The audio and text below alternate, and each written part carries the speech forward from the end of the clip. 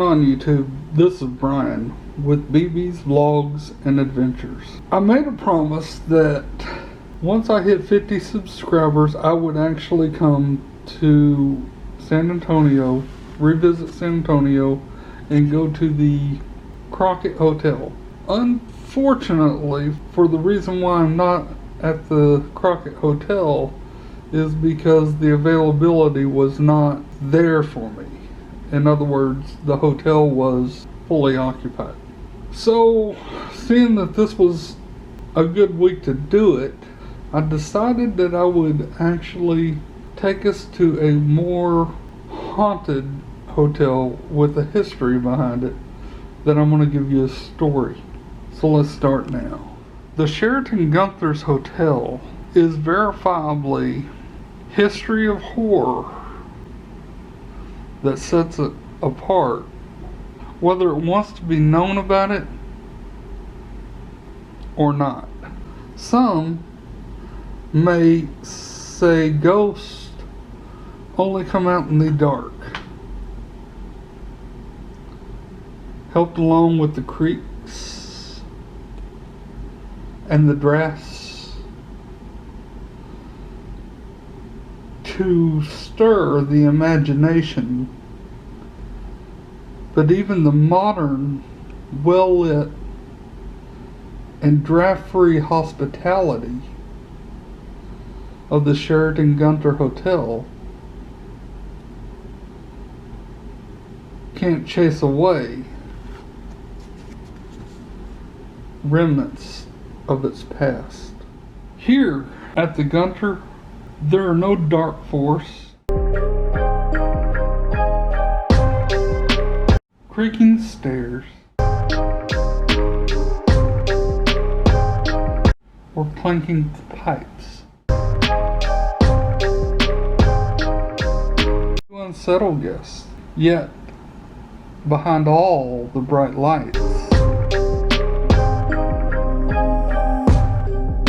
and amenities, this hotel has some of the darkest,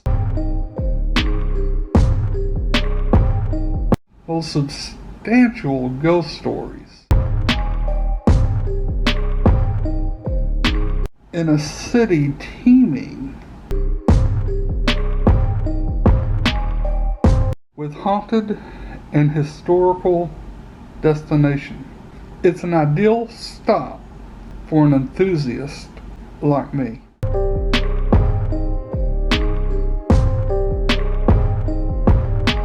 Though the ownership and the architecture of the building itself have changed, the hotel has stood on this spot since 1837. 1 year later, after the Battle of the Alamo took place, less than a half a mile away. From 1846 until 1872, the hotel was closed to the public and used as a military office,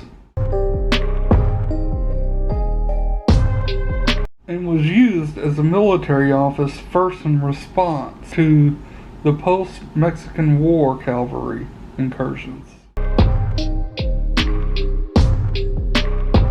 During the Civil War, when it changed hands between the Union and the Confederacy multiple times. After being repeatedly redesigned and renamed as the Settlement Inn, the Frontier Inn, the Vance Hotel, and the Manchik Hotel, the building eventually raised and rebuilt as the Gunter in 1909. Named after an investor who died during construction.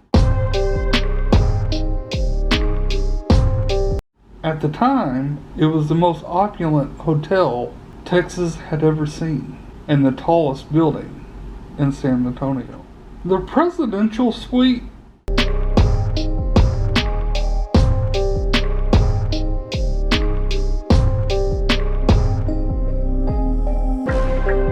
of the Sheraton Gunter has been often used for its particular purpose, most notably for Franklin Roosevelt,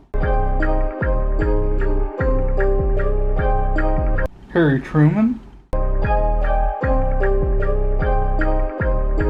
Plenty of celebrities have passed through over the years, including an influential blues musician, Robert Johnson, as well as Hollywood's Western classics like Mae West, Gene Autry, Roy Rogers, Tom Mix, and John Wayne, which stayed here during the filming of the Alamo.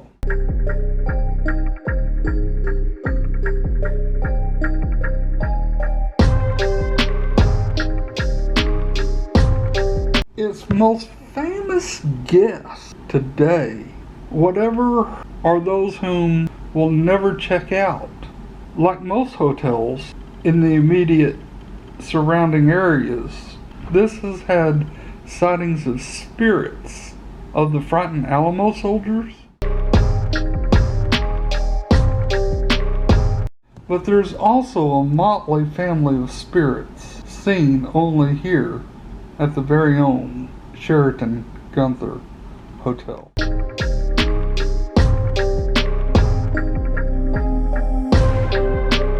Two loud but harmless spirits are said to inhabit opposite sides of the hotel's second floor.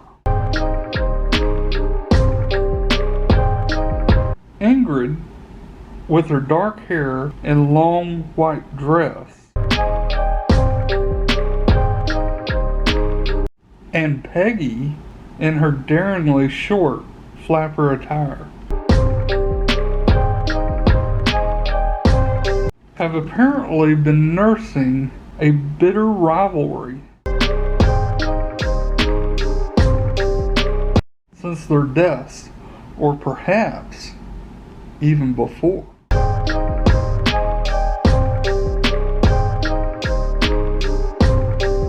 No one's sure who they were in life or whether they knew each other, but now they are fond of throwing things at each other, slamming doors, and occasionally tugging guests back and forth between them. They seem to become especially active during parties, apparently wanting to join into the action. And Ingrid, in particular, is known to photobomb unsuspecting guests appearing beside them in all her pale finery.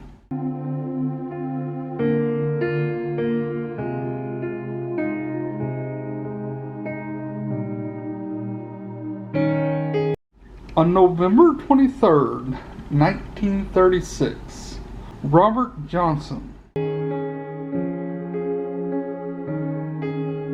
began the first recording session of his career in room 414.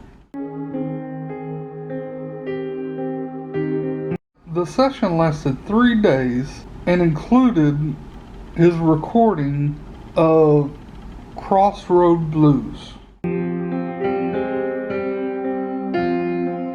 a song some have interpreted as a hint at his alleged deal with the devil, trading his soul for his inhuman musical talent. Sadly, the first recording session was also his second from last. He died just 2 years later, at the age of 27 years of age, under suspicious circumstances. Accounts by friends and witnesses indicate that he may have been murdered. with a bottle of poison whiskey,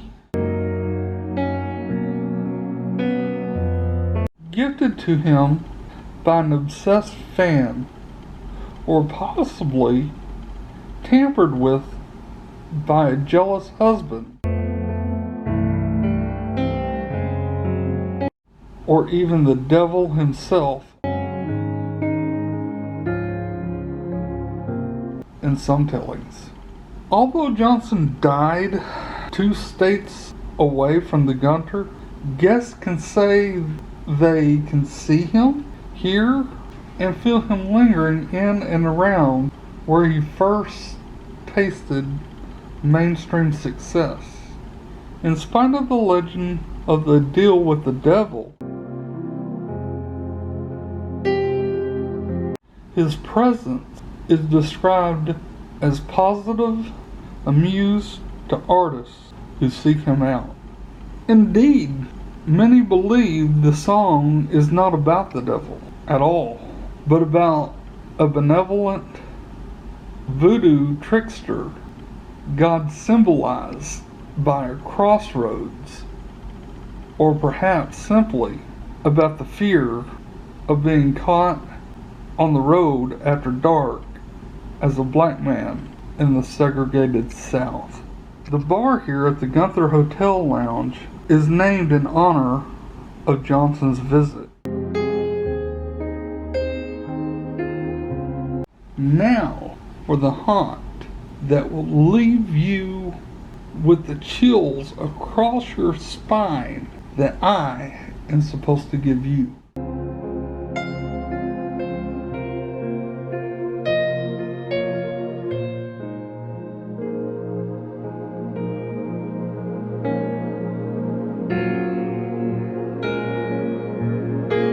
So I'm going to ask now, please like, subscribe, share, and comment at the end of this story to find out how I investigated for this stay at the Gunter.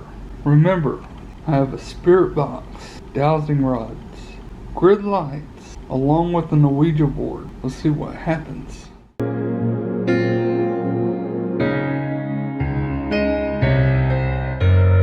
The most verifiable and downright chilling splash of massacre to darken the Sheraton Gunter's history is without a doubt what happened in room 636.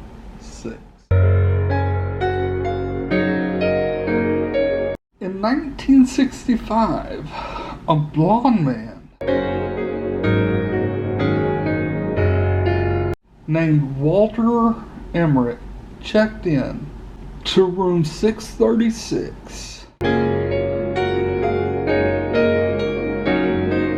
under a false name. For the next couple of days, he was seen enjoying the accommodations in the company of an unidentified blonde woman. On the day of his scheduled to check out, a maid removed the Do Not Disturb sign, thinking he had forgotten it on his way out. So she entered to find Emmerich sitting on the bed, surrounded by blood splatter on every possible surface. According to the maid, he then raised a finger to his lips to shush her. The maid screamed. Anyway, and Emmerich rushed out, past her, holding a bundle of bloody sheets A few days later, he checked into a nearby St. Anthony's hotel, specifically requesting to stay in room 636. There as well, and became angry when he had to settle for room 536. When the staff became suspicious and called the police to his room, he shot himself before they could even enter. No substantial amount of a body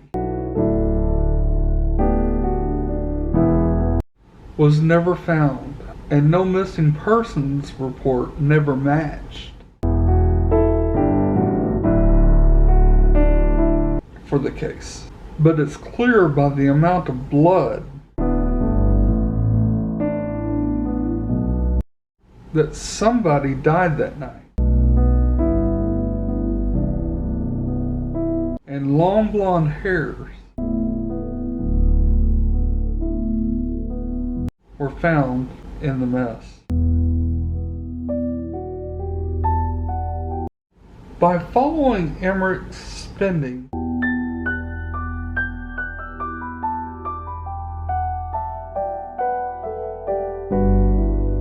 in the weeks before, the police discovered he had an argument with an attendant of a store that didn't carry a large enough meat grinder that suited his needs. Based on the pronounced rings of blood around the tub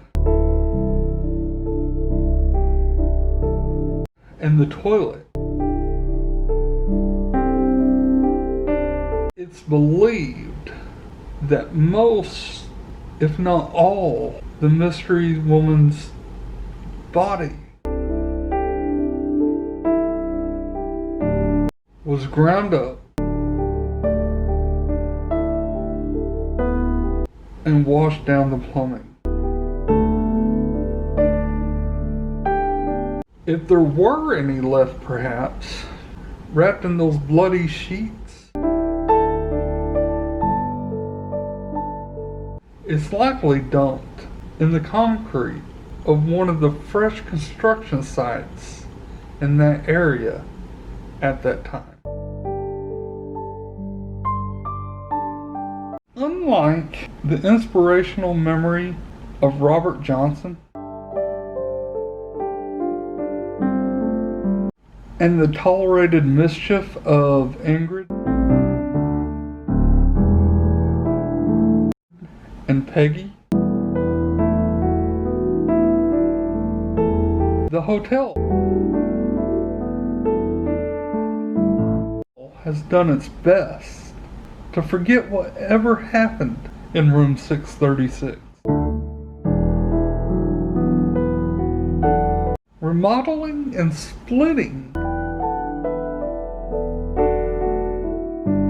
the original room into two and try to shake up the restless spirit.